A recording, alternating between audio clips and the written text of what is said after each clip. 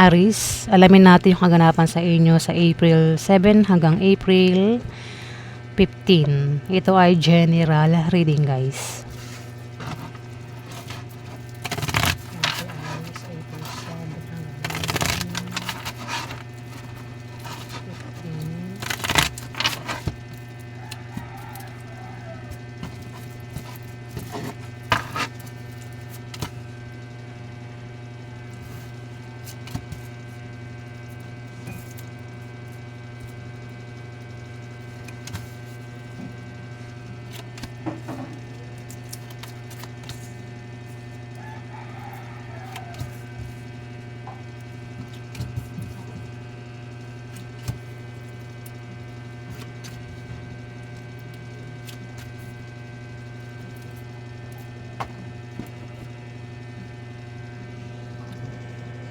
Aris, asawa.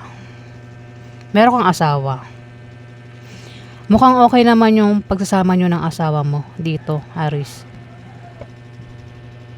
Kung wala kayong problema ng asawa mo, lalo para magiging masaya ang pagsasama nyo ng asawa mo kung kayo daw ay magpapakasal, Aris.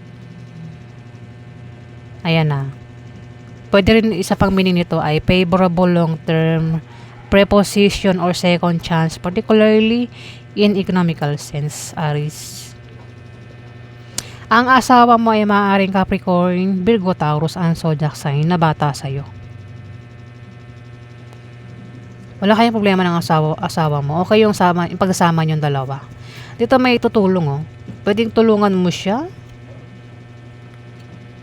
May pagtulong dito. Ano mang klaseng problema ito na maring may makatulong sa iyo o sa kanya. Ayan, Aris. Kung magkakaproblema ka sa negosyo mo, trabaho mo, may tutulong dito, Aris. O ano mang klaseng problema yan, may tutulong dito. May third party. Pwedeng ang third party ay Libra, Aquarius, Gemini, and Zodiac sign. Ang third party ay kaagaw sa pagmamahal at atensyon. Pwede rin kasi ang third party ay negosyo, trabaho, o sa member ng pamilya. Kaagaw nga sa pagmamahal at atensyon. Hindi porket sinabing third party is yun na yun, yung may iba. Kasi pwede rin kasing may third party. Yung third party ay kumbaga may asungot, inaagaw yung atensyon ng isang tao na dapat sa'yo yun binibigay, kaagaw, di ba? Pwede rin kasing third party ay negosyo o trabaho, parang wala ng oras sa asawa niya, napunta na rin sa trabaho niya o sa negosyo niya. Ayan na, Aris. Pero ang nakikita ko itong third party ay tao, Libra, Aquarius, Gemini, oh. Di ko alam kung kano-ano mo ito. Pwedeng kasama mo ito sa trabaho mo, negosyo, o kasama mo pa yung kasama. Pwede rin na ito ay member ng pamilya mo na Libra, Aquarius, Gemini. Ayan, Aris. Third party, oh. At pwedeng masira yung relasyon nyo ng dahil sa third party, Aris, kung may third party nga. Magkakaroon ng away na pwedeng lumala yung away, Aris. Kung magkakaroon ng away, wag na makipag-away kasi pwedeng humantong sa demandahan yung away at pwedeng lumala yung away. Ayan, Aris. Pwedeng makaaway mo ay kasama mo lang daw sa trabaho mo, negosyo mo. Kung saan ka kumikita ng pera, kasama mo yan, Aris. O baka nagbabalak kayo magtayo ng business. Ayan, sa binabalak nyo itayong business, kasama mo yan. Pwede siya ika-partner mo sa binabalak mo itayong business. Yung nga lang hindi kayo magkasundo ng taong ito. Gumawa ka ng paraan para magkasundo raw kayo, Aris. Yung binabalak na itayong business, lalago daw yan. Malaki man o maliit, lalago. Pwede rin na may magpapayo dito na patungkol sa negosyo na maaaring magamit. Ayan, Aris. May tao dito, Aris, ang makakaalam ng masamang balita. na maaaring ipag-alala niya. Siya ay isang Scorpio Pisces Cancer lalaki. Pwede rin naman na patungkol sa kanya yung malamang masamang balita. Dalawa lang yan, na pwede siya yung makaalam ng masamang balita o patungkol sa kanya yung masamang balita, Aries. Alamin pa natin yung ganap sa inyo.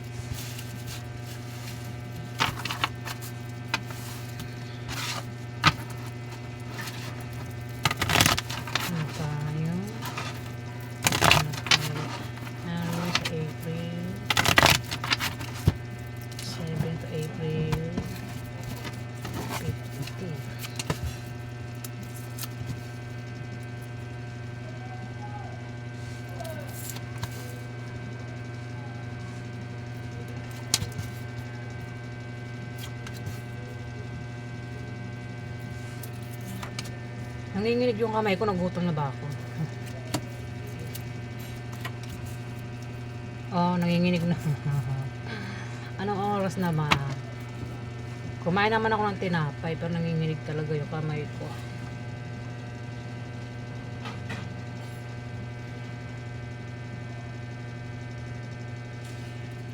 Ang dami ng kuko ko.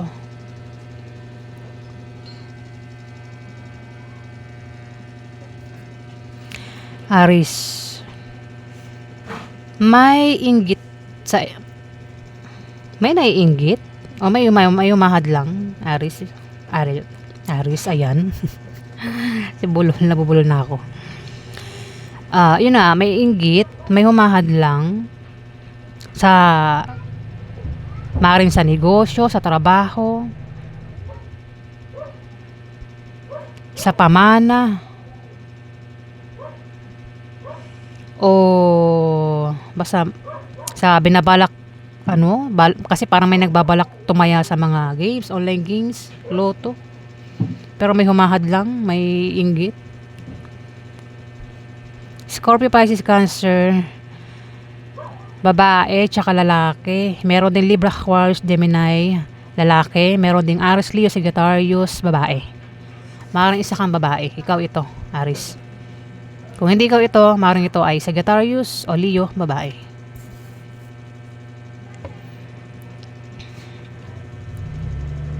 Pwede rin naman na silang dalawa ay hinahadlangan siya nito ni Scorpio, Pisces, Cancer o ni Libra, Aquarius o Gemini, lalaki. Basta may inggit at hadlang, ayan, Aries. Pwede rin naman kasi hindi ikaw tinutukoy na naiinggit sa'yo o hinahadlangan ka, pwedeng kilala mo ang mga taong ito. Magkakaroon daw ng kasiyahan, inuman, party, celebration, pwedeng birthday, dibo, kasal, o travel yan na parang parang out of town, kasiyahan basta kasiyahan, alam nyo na, di ba, kasiyahan.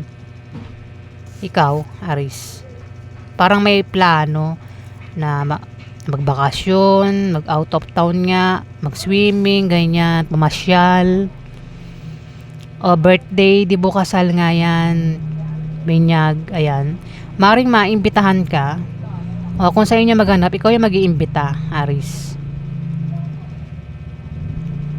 Pero kung pwedeng lang din pwedeng bisita lang din, Aries. Pwedeng bisitahin ka o ikaw yung bumisita sa kanya dito. Dito, mamimili ka daw mayroon kang pagpipilian. Mahirapan kang pumili o maaaring ikaw ay magdalawang isip, malito. Kumbaga, aalis ka ba o hindi? Parang ganun. Ganyan, yung isip mo magulo, Aries. Kung di man ikaw yan, pwedeng kilala mo. Dito, maring iba sa inyo ay may nagbabalak nakakaisip ng paraan para magkapere, parang uutang o balak mag-apply ng trabaho, magtayo ng business, mag-sideline, mag-online business. Nag-iisip ng paraan kung paano magkapera. Ikaw, Aries, kung di man ikaw, kilala mo siya, na fire sign din. Baka umutang kasi may Scorpio, Pisces, Cancer dito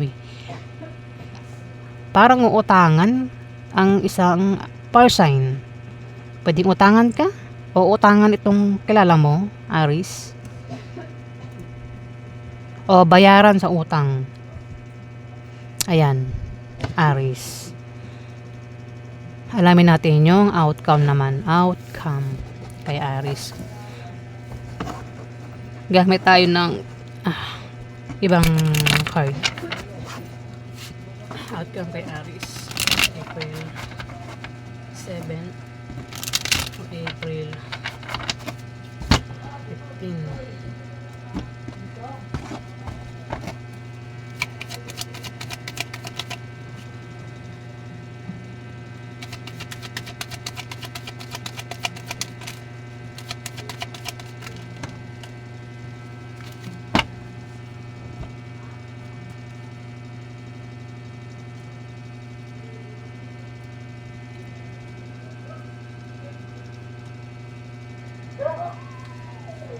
Aris, new beginning para sa inyo o sa iyo.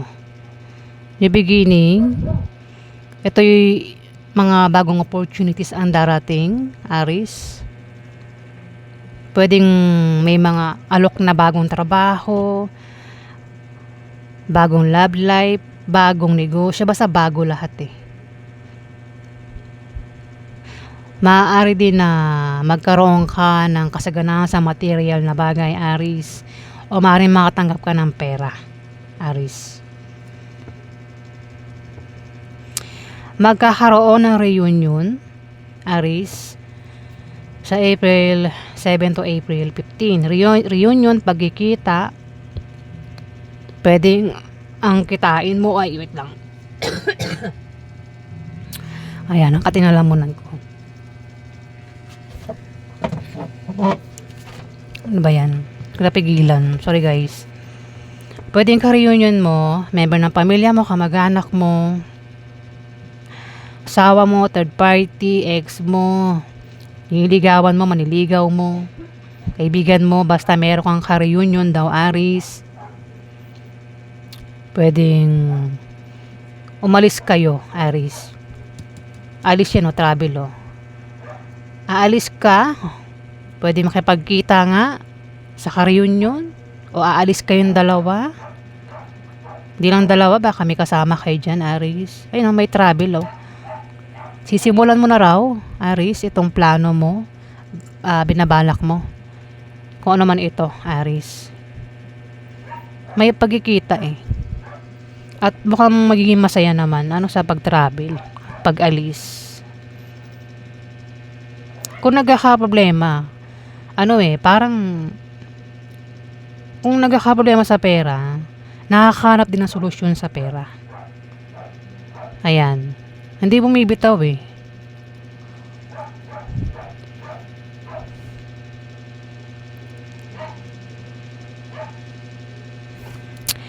Ito oh, sisimulan na eh. Siguro matagal ng plano yan eh. At sisimulan na nga, Aris, sa April 7 to April 15.